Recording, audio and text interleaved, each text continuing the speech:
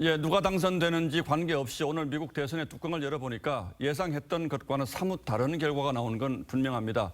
어떤 요인들이 이런 결과를 만들어냈는지 또 선거 결과가 우리 한반도를 비롯한 전 세계 정세에 어떤 변화를 몰고 올지 전문가들과 함께 지금부터 분석해 보도록 하겠습니다.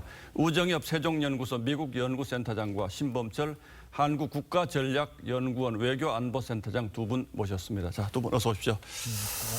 자, 먼저 우 센터장께 좀 물어볼게요. 지금 아직 좀 경합지 선거 개표가 진행 중인데 마지막 남은 변수는 어떤 것이 있습니까? 미국 선거는 이제 아시다시피 538표 중에 270표를 얻어야 되는데 현재 바이든 후보가 얻었다고 생각되는 것이 아리조나를 포함해서 238표입니다. 그럼 이제 나머지 이제 32표를 얻으면 되는데 현재 바이든 후보가 네바다와 위스콘신에서 앞서고 있고 미시간, 펜실베니아, 조지아에서는 좀 뒤져 있습니다. 그런데 이 미시간과 펜실베니아, 조지아주에서도 현재 개표되지 않고 있는 남은 표가 바이든 후보에게 유리한 표라는 분석이 많이 있습니다. 그렇기 때문에 현재 바이든 후보가 표면상으로 현재까지의 개표 결과를 보면 트럼프 대통령에게 좀 뒤지고 있는 것으로 보이지만 남은 32표를 채울 가능성은 뭐 여전하다는 차원에서 아직까지 바이든 후보가 졌다라고 말하기는 어려운 상황으로 보입니다. 예, 우정엽 박사가 뭐 상당히 좀 신중하게 지금 전망을 했는데 신 박사도 마찬가지로 보십니까? 예, 그렇습니다. 현재 상황에서 개표가 중단된다면 트럼프 대통령이 이기지만 지금 위스콘신은 극적으로 역전을 했고 미시간과 같은 경우에도 사실 처음에는 10% 이상 벌어졌는데 지금 1% 이내로 좁혀들었어요. 그렇게 되면은 아직 12%를 더 개표를 해야 되기 때문에 지금 추세가 이어진다면은 사실 이야기한 것 중에 네바다, 위스콘신, 미시간을 합하면 32표가 됩니다. 그렇게 되면 바이든이 유리할 수 있는데 아직 완전히 개표된 것이 아니기 때문에 조금 더 지켜봐야겠죠. 늦게 개표되는 우편 투표는 민주당 지지자가 많을 것이다. 이게 이제 민주당이 지금 기대하고 있는 거잖아요. 예, 그렇습니다. 그런데 만약에 이건 뭐 물론 만약입니다만은 결과가 바이든이 결과적으로 당선이 되거나 또 트럼프가 물론 당선이 된다고 하더라도 이게 트럼프는 일단 바이든이 당선 우편 투표를 연방 대법원으로 가져가겠다 지금 이렇게 선언한 상태지 않습니까? 법적 소송으로 가면 좀 최종 결과가 상당히 뒤에 나올 수도 있습니까?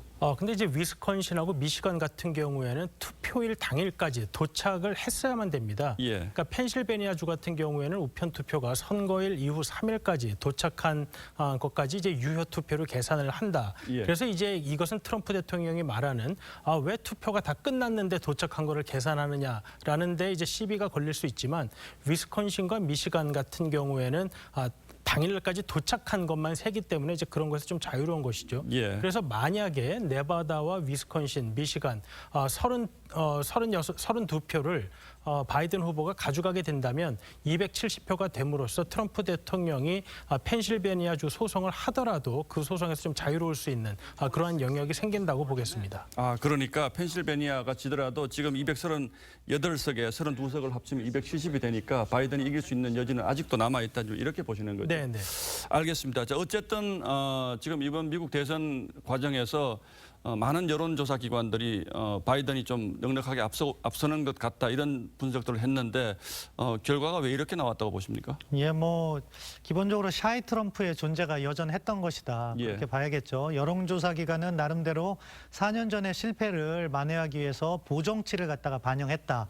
그러니까 공화당 측 답변이 좀 적더라도 그것을 갖다가 일정 퍼센트 정도를 더 함으로 해서 오차를 방지하려고 했는데 오히려 4년 전보다 트럼프 지지자들이 답변을 더 의도적으로 하지 않았나. 그런 경향 때문에 여론조사 기관이 또 한 번 쓰라린 실패를 경험했다 이렇게 평가합니다. 또 한편으로는 트럼프 대통령이 지지자들에게 철저하게 호소하는 선거 전략을 펴므로써 결국 이번에도 상당히 성과를 거뒀다 이런 분석들이 있는데 그렇게 본다면 이번 대선이 끝나더라도 누가 당선되더라도 미국 내 갈등 이게 좀 더 증폭될 가능성이 있다고 보시는지요? 트럼프 대통령은 4년 내내 철저하게 다른 유권자들은 보지 않고 본인을 지지하는 유권자들을 위한 정책 그리고 본인의 지지자들을 위한 레토릭 등을 계속해서 구사해 왔습니다.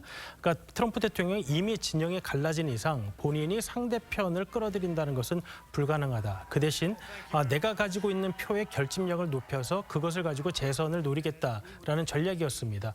그러니까 오늘 개표 결과를 보면 물론 2016년에 대한 반성으로 민주당 유권자들도 많이 사전투표를 하는 등 투표율이 높았지만 트럼프 대통령의 지지자들도 그에 대응해서 아주 높은 투표율을 보인 것이 아닌가 생각이 듭니다. 자, 저희가 사실은 오늘은 어느 한쪽이 이긴다는 것을 전제로 하고 이제 두 분을 모셨는데 아직 좀 불확실한 상황이어서 한반도 관계를 좀 여쭤보기가 좀 어렵습니다만은 지금 미국 언론들의 보도를 보면 트럼프가 조금 이길 가능성이 좀 더 높다 이런 얘기들 많이 하기 때문에 만약에 2기 트럼프 정부가 들어서면 대북 정책은 어떻게 갈 거라고 보시는지요? 먼저 트럼프 대통령은 기존의 탑다운 방식, 그러니까 김정은 위원장과의 정상회담을 이어가면서 문제를 풀어가겠다 하는 입장을 견지하고 있기 때문에 우리 정부 입장에서는 한미 공조가 조금 유리하다 이렇게 판단할 수 있을 거예요. 또한 북한도 7월 10일 김여정의 담화를 보면 트럼프 대통령 재선을 바라는 모습이었고 또 그렇기 때문에 사실 미국 대선 과정에서 ICBM이나 SLBM 발사 실험도 하지 않았다. 그 점은 트럼프 행정부를 선호하고 있다는 측면에서는 정상회담을 추진하는 노력이 바로 재개될 가능성이 있다.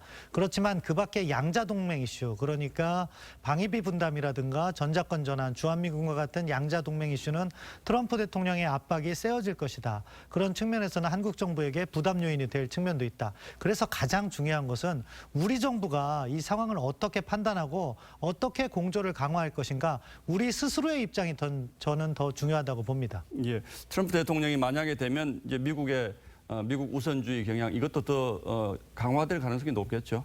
트럼프 대통령은 이제 선거의 부담이 없어진 상황이기 때문에 본인이 생각했던 정책들을 더 강하게 밀어붙일 가능성이 있습니다. 뭐 그러한 것들로는 이제 이민 정책이라든지 아니면 중동 정책, 대이란 정책, 그리고 대중국 정책 이런 면에서 본인이 취임 전부터 가졌던 생각을 이 선거라는 문제 때문에 신중하게 접근했던 것들을 이제 더 이상 신중할 필요가 없는 것이죠. 두 분을 오늘 모신 이유가 조금 전에 말씀드렸듯이 어느 한쪽이 승리했을 경우에 좀 얘기를 들어보려고 했는데 아직 좀 불확실한 상황이기 때문에 결과가 최종적으로 나오면 다시 한번 모셔서 얘기를 좀 듣도록 하겠습니다. 오늘 말씀은 여기서 줄이도록 하겠습니다. 고맙습니다.